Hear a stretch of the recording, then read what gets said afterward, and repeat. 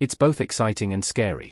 Quantum computers are incredibly powerful and can solve complex problems much faster than regular computers.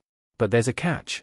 Renowned physicist Michio Kaku has discovered something terrifying, and it could lead to the extinction of humanity. Join us as we explore the world of quantum computers and AI, their revolutionary potential, and the shocking warning from Michio Kaku. Quantum computers are exceptional computers that revolutionize computing by operating on the principles of quantum mechanics.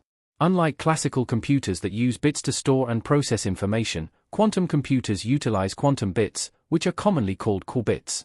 While classical bits can only be in two states, 0 or 1, qubits possess the incredible ability of superposition. This means that a qubit can exist in multiple states simultaneously, representing both 0 and 1 at the same time. This is not just a little advancement in the basis of computation. We are talking about a large leap that provides possibilities for solving highly complex problems that our modern computers are limited to. The power of quantum computers lies in their capacity for parallel computation.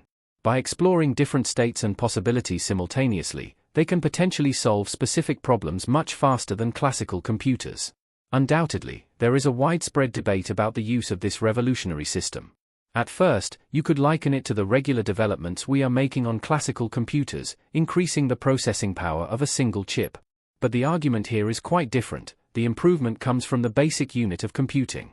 Quantum bits outperform classical bits, and this leads to the wide gap between the processing power of quantum computers and conventional computer systems. Now, let's walk through the history of this invention.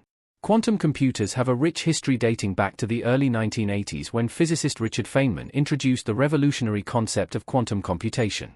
Feynman envisioned a new kind of computer that could leverage the principles of quantum mechanics to tackle complex problems beyond the capabilities of classical machines. However, it wasn't until the 1990s that significant breakthroughs in this field began to emerge. Back in 1994, a mathematician named Peter Shea, working at Bell Labs, unveiled an algorithm that sent shockwaves through the scientific community. This algorithm was a game-changer for quantum computers because it had an incredible ability to efficiently factor large numbers. Now, you might be wondering why factoring numbers is such a big deal. Well, it turns out that factoring plays a crucial role in many encryption methods used to protect sensitive information in our digital world today. Shea's algorithm opened up a whole new realm of possibilities and sparked both excitement and concerns among scientists. It showed how powerful quantum computers could be in breaking the encryption systems we rely on.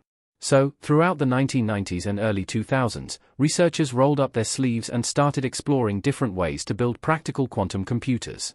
One of the most promising approaches involved tinkering with individual atoms or ions to act as qubits, which are the building blocks of quantum computers and are the fundamental units of information in quantum computing. In 2001, a group of scientists at IBM achieved a major breakthrough. They successfully demonstrated the concept of quantum computing by using nuclear magnetic resonance to control qubits. Think of it as an eureka moment in the world of science. This achievement showed that quantum computation was not just a wild idea but something that could actually work.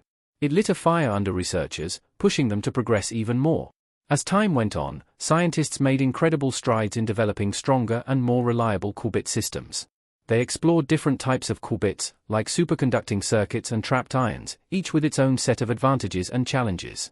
They were trying out different tools in a quantum toolbox to see which worked best.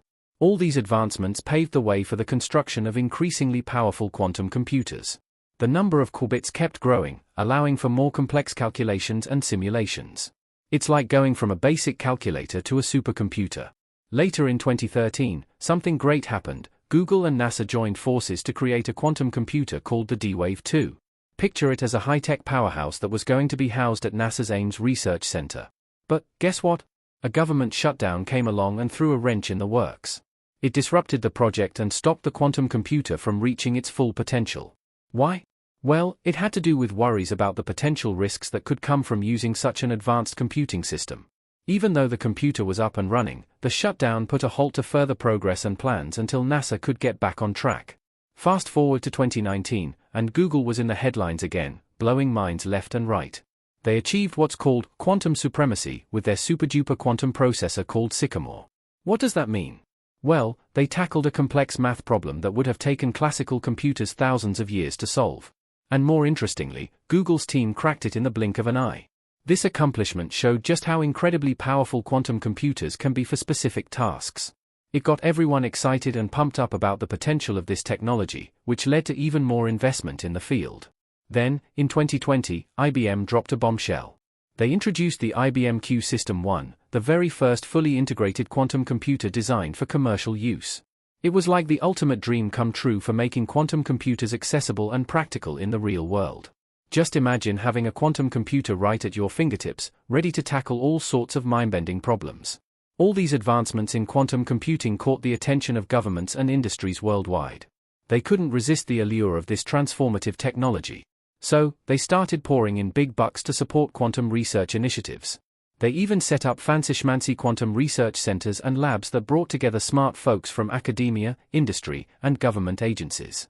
Although the discovery and full adoption of quantum computers are still in their infancy, there are theories that claim that quantum computers, or perhaps systems that operate using the logic of quantum computing, might have been in existence in our universe already. We are talking about black holes. According to modern scientists, the existence of extraterrestrial intelligent life is believed to be probable. One intriguing possibility is that they might be utilizing black holes as quantum